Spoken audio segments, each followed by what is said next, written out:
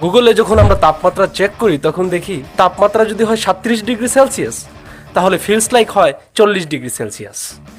কোনো একটি এলাকার তাপমাত্রা 40 ডিগ্রি সেলসিয়াস এর মানে হচ্ছে ওই এলাকার বাতাসের তাপমাত্রা 40 ডিগ্রি সেলসিয়াস। কিন্তু বাতাসের তাপমাত্রাই কিন্তু প্রকৃত তাপমাত্রা না। আপনি যখন কোনো একটা ছাউনির নিচে থাকবেন তখন আপনার শরীরে যে ধরনের গরম অনুভূত হবে, আপনি যখন সরাসরি সূর্যে এসে দাঁড়াবেন তখন আপনার একই তাপমাত্রা অনুভব হবে না। আপনার কাছে তখন তাপমাত্রা একটু বেশিই মনে হবে।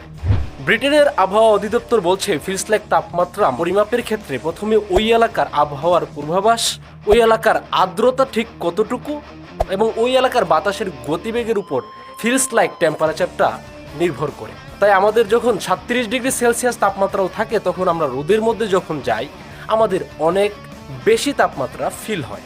আর ওই ফিল হওয়া থেকেই ফিলস লাইক টেম্পারেচারটা গুগল আমাদেরকে দেখায়।